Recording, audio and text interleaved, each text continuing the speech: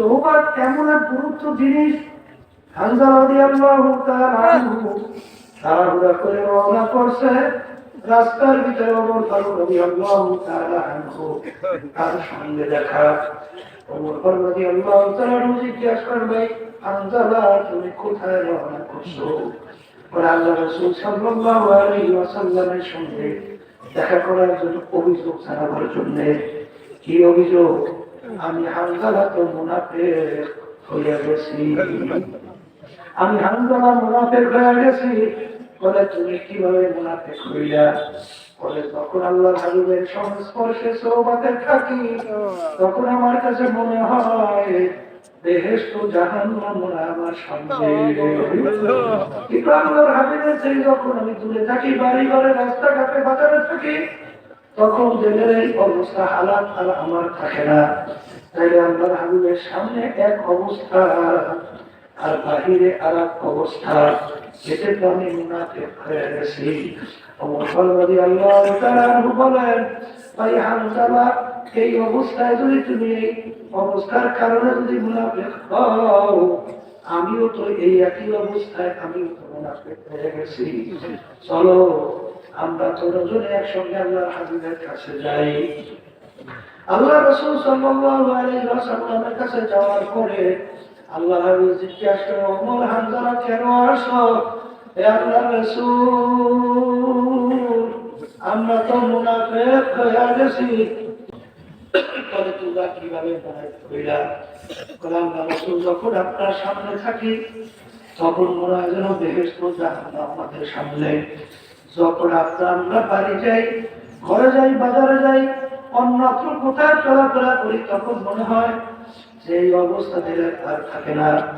আপনার সামনে থাকলে এক অবস্থা, বাহিরে আর এক অবস্থা, এতে আমরা মুনাফিক হয়ে গেছি।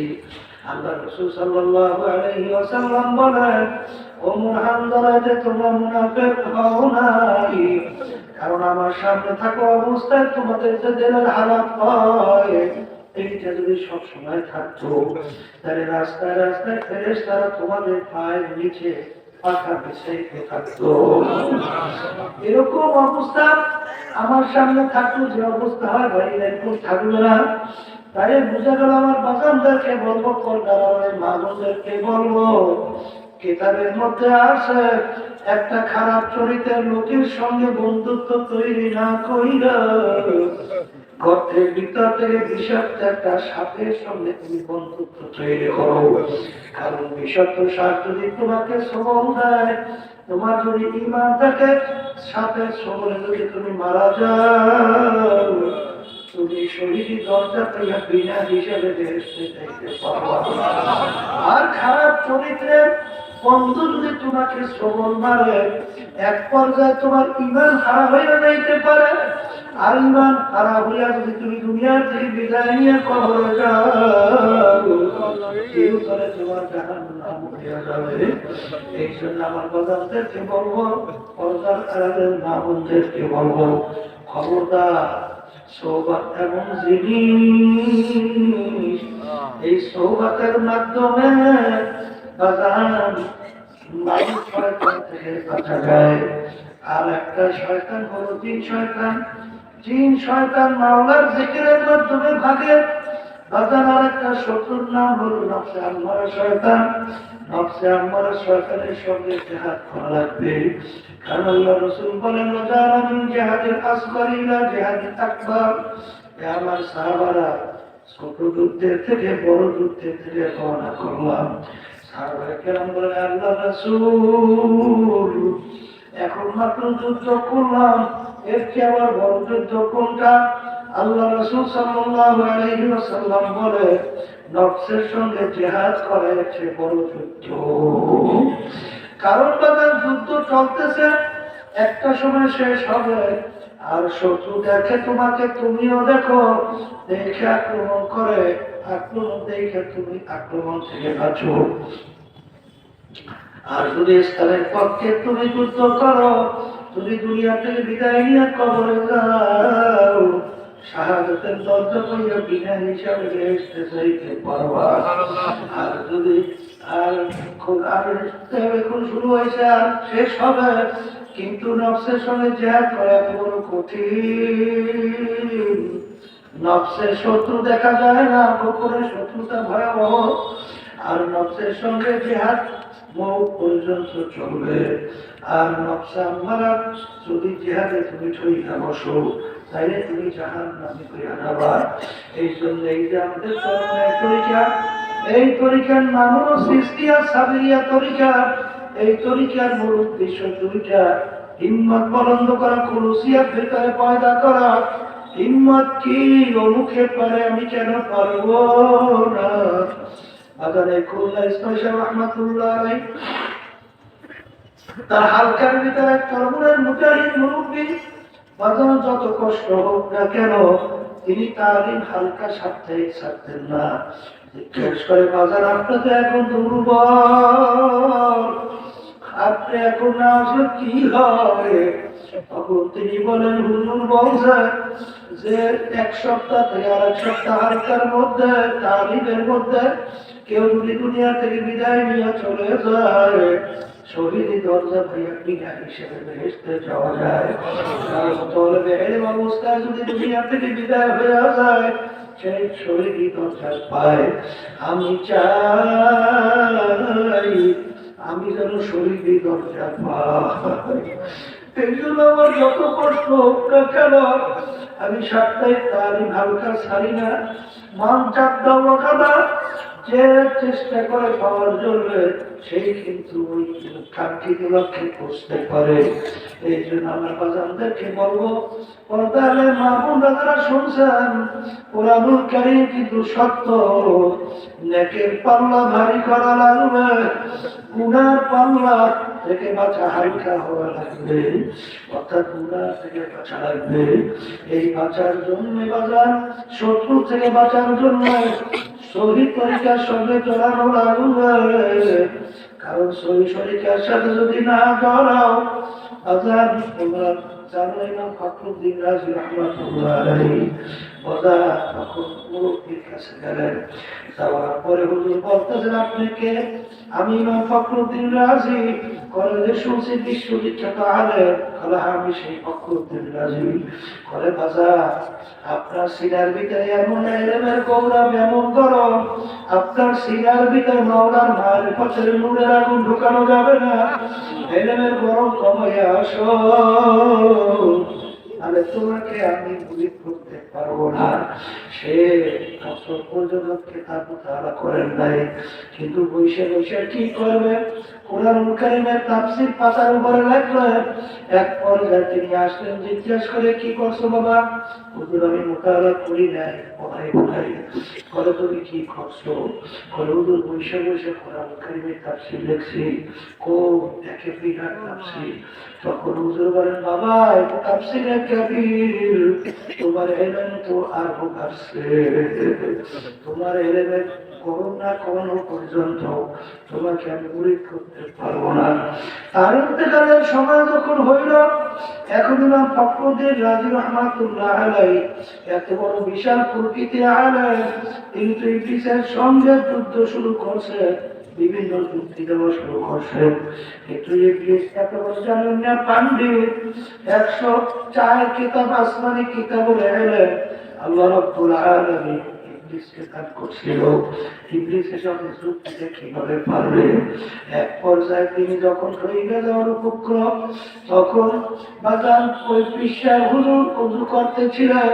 তিনি পানি ফিট দিয়ে বলেন, এই না ফখরুদ্দীন রাজি, বলো বিনা দলিলে আল্লাহ বিনা দলিলে আল্লাহ যুক্তি চলে না। যখন এই কথা বললেন, ইবলিস দূর বিনা দলিলে আল্লাহ এই কথা বললে তিনি কালিমাতে লা ইলাহা ইল্লাল্লাহ মুহাম্মাদুর রাসূলুল্লাহ। হে আল্লাহর বান্দারা, জানেন আল্লামা জালালউদ্দিন রুমি রাহমাতুল্লাহ আলাইহি তিনি বলছিলেন, খোদা খোদ মাওলানা রুমি নাশদ, আগুলামে শামসুদ্দিন লিখি নাশদ। আমি রুমি ততক্ষণ পর্যন্ত রুমি হতে পারি নাই যতক্ষণ পর্যন্ত শামসুদ্দিন গিরির সাথে করিতে পারি নাই। তাই বোঝা গেল সৌভাগ্য একটা গুরুত্বপূর্ণ বিষয়। আমার মালিক করোনা করুণা সারিতি এই সৌভাগ্য ভালো সৌভাগ্যের মাধ্যমে আল্লাহর ফজল করণে বাজার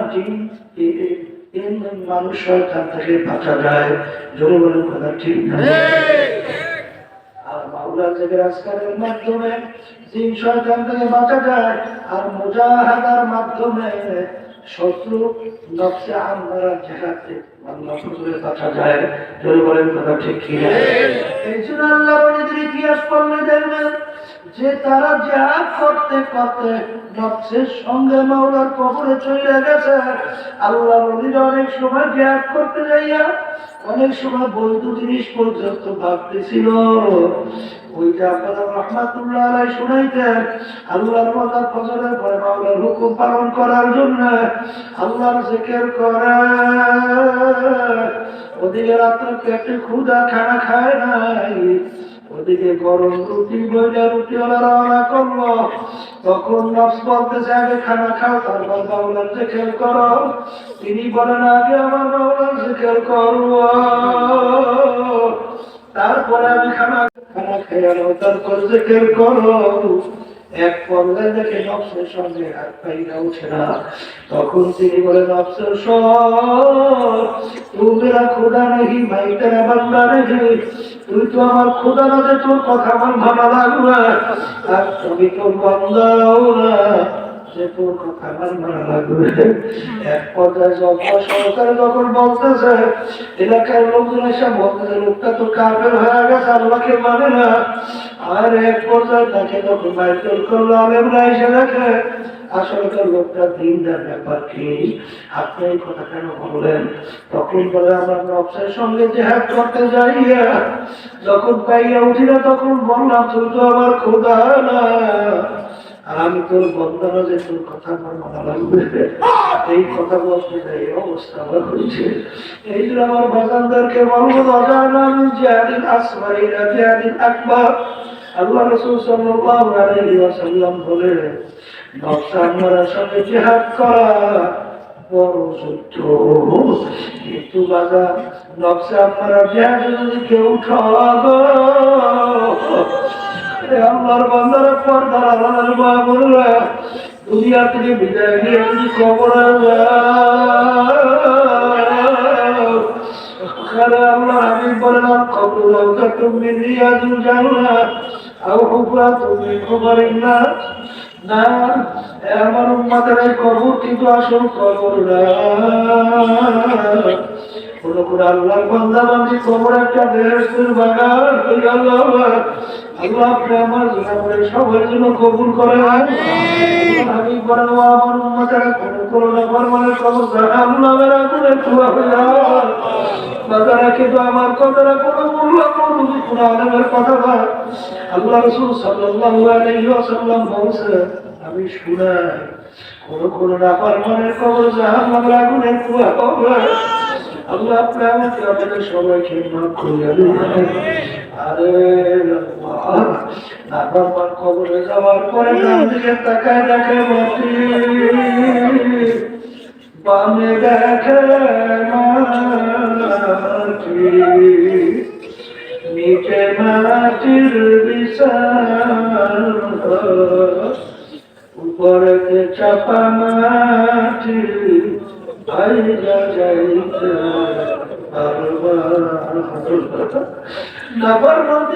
হারাইয়া আমার আল্লাহকে ডাকবে আল্লাহ আমার মালিক ডাকতে খারাপ দুনিয়ার বিদায় তোদেরকে আমি স্বাধীনতা দান করছিলাম পরীক্ষার হলে পরীক্ষা নেওয়ার জন্য। পরীক্ষার হলে ছাত্রছাত্রী 3 ঘন্টা পরীক্ষা দেয়, সেখানে স্বাধীনতা দেওয়া থাকে। আমার মালিক তোমাকে আমাকে দুনিয়াতে পাঠাইয়া আমার মালিক ঘোষণা করলেন আমি তোদেরকে ঢিল দিলাম স্বাধীনতা দান করলাম কেন? লিয়াবলুয়াকুম আইয়ুকুম আহসানু আমালা, পরীক্ষা নেওয়ার জন্য। এই পরীক্ষার হলের মধ্যে আজকে মাত্র উপরে সরকারি টাকার গরম, ক্ষমতার গরম, দলের নেতা নেত্রী গরমে আজকে চাঁদাবাজি, টেন্ডারবাজি, জায়গা দখল, জুলুম, নির্যাতন, মিথ্যাচার কইরা এ কবরের যাত্রীরা এই সম্পদ কার জন্য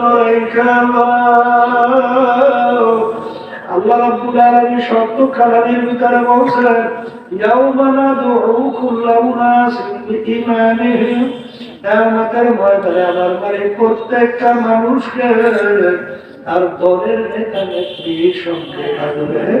তাই কি আমার মালিক বলবেন, তো দলের নেতা নেত্রী যেদিকে যায় ওদের পিছনে পিছনে সেই দিকে চলে আসা। এক কথায় তোমার নেতা নেত্রী যেখানে জায়গা ওই সত্য কোরআনুল কারীমের ভিতরে আল্লাহ বলেন তো সেইখানে জায়গা। যারা আমরা শুধুমাত্র শুনাই মামলাকে জানি না, তবে আল্লাহ রহমতে মাগুরা বিশেষ করে এলাকার ভিতরে দেখছি আমার ভাইরা, আমার পর্দার মা বোনেরা দিনের প্রতি, ইসলামের প্রতি তাদের আন্তরিকতা অন্যান্য জেলার চেয়ে অনেক বেশি। আলহামদুলিল্লাহ, আল্লাহ আপনি কবুল করেন না। আপনার খাস বন্ধন দেশ বাংলাদেশে কবুল করে। তখন না ফরমান দিক বিদিল হারাইয়া তখন আমার মালিককে ডাকবে আল্লাহ। আমার মালিক বলেন মুখারামের গলা দুনিয়ার ভিতরে স্বাধীনতা পাইয়া আমার দেওয়া নিয়ামত ভোগ করছো, আমার দেওয়া চক্ষু দিয়া দেখছো, আমার দেওয়া নিয়ামত জবান দিয়া কথা বলছো। আরে কত আনন্দ তোমার আমার সামনে হাত পাইটা পয়সা আছে, ওর দিকে তাকাইলে চোখে পানি রাখা যায় না। আমার দয়ার মালিক আপনিও তো ইচ্ছা করলে আমাকে অন্ধ করিয়া জানাইতে পারতেন। আপনি আমাকে দুইটা নেমাত চক্ষু দান করলেন, আমি দুনিয়া কত সুন্দর ভাবে দেখি। এই নেমাতে শুকিয়ে কি আদায় করছো? জবান দিয়া কথা বলি, কত বুয়া মানুষ তোমার মাসাও না বউ খুঁড়া ছিললে, ওর মুখে কত জ্বালা, ওর মনের ভাব প্রকাশ করতে পারে না। আমাকে তোমাকে আমার মালিক আল্লাহ মাহবুব বায়ান তোমাকে আমাকে কথা বলার শক্তি দান করলেন। এই নেয়ামত ভোগ করিয়া দুনিয়াকে স্বাধীনতা পাইয়া তোরা কে যেরকম সরা জ্ঞান মনে করো নাই, আমার হুকুম মানো নাই, আমার হাবিবের তরিকা অনুযায়ী চলো নাই। আর এখন তুই দুনিয়ায় যেরকম স্বাধীনতা পাই আমাকে ভুলিয়া গেছিলি, এইভাবে আমি তোকে ভুলিয়া গেলাম। শত শত বছর তুই আমাকে ডাকবি, একবার তোর ডাকে সারা দিব না। কবরের মাটি নাপার মাটি তুই পাশে এমন ভাবে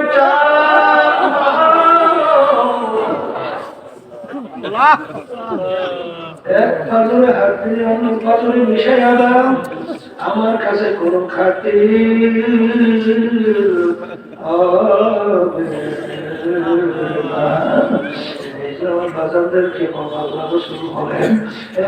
বিশ্বাস করা লাগবে না।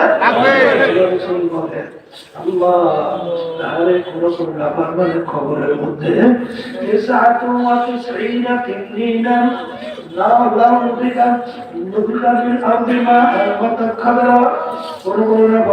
খবরের ভিতরে বিষাক্ত সাপ জমা হয়ে যাবে। এমন দুনিয়ার ভিতরে মুখ খুলে কোনো কাজ করা মাথা লাগাতে পারত না। ওই সাথে এমন পর্যন্ত না পার মানকে পেঁচাইয়া পেঁচাইয়া ঠুকরাইতে থাকবে। আল্লাহ আমাকে আমাদের সবাইকে মাতুইয়া দিলেন। দুর্গম দুনিয়া কেমন পর্যন্ত পিঠে ওদিকে জাহান নামের আগুন কবরের ভিতরে এসে ভুলিয়া যাবে।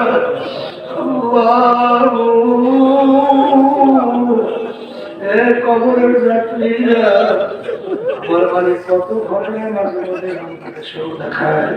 এই সদরে আমার কুড়িগ্রাম মাহফিল, ওই কুড়িগ্রামের চরমনায় মুজাহিদ দাদা দুনিয়া থেকে বিদায় নিয়ে কবরে যাওয়ার পরে 32 বছর পরে নদীর ভাগগুলো যখন তার কবর ভেঙে গেল, দাদা কাপড়ের কাপড় সব লাশ বের হয়ে আসলো, আর কাপড় টান দিয়ে দেখে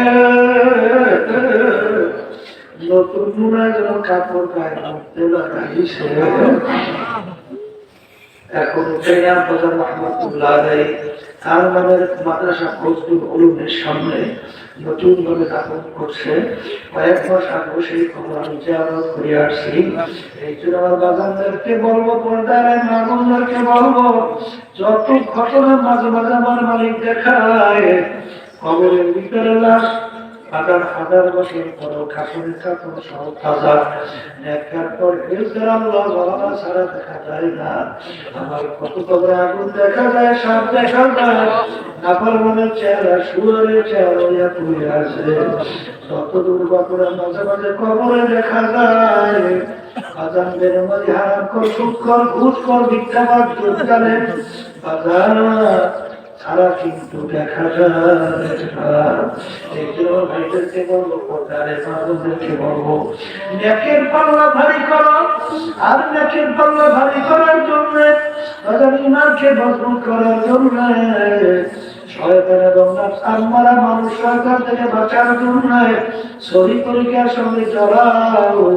বিশেষ করে যাদের চরমনার তরিকা ভালো লাগে, চরমনার তরিকার সাথে চলাইয়া তাদের আল্লাহ কুতুবের তোমার আমার জন্য ঔষধ রেখে গেছে, একটু ঠিক মতো পালন করে দেখবা। দিনের দিন তোমার যে দেখে দিলে ঝোঁকতে গুনার থেকে বেরোবে, এইবার আল্লাহ কথা মজবুত হবে। আশায় তাই খোলারে বাবা, কারো কে কয়দিন কখন বাঁচবো, কিভাবে দুনিয়া থেকে বিদায় নেবো, তোমারও জানা নাই, আমারও জানা নাই। মালিক যখন মাহফিলে নিয়ে আসছে, খালেস তওবা করো। আমার মালিক কিন্তু দয়ার মালিক, মাপ চাওয়ার মতো তুমি চাইতে পারো, তোমাকে আমাকে মালুম করতে পারো।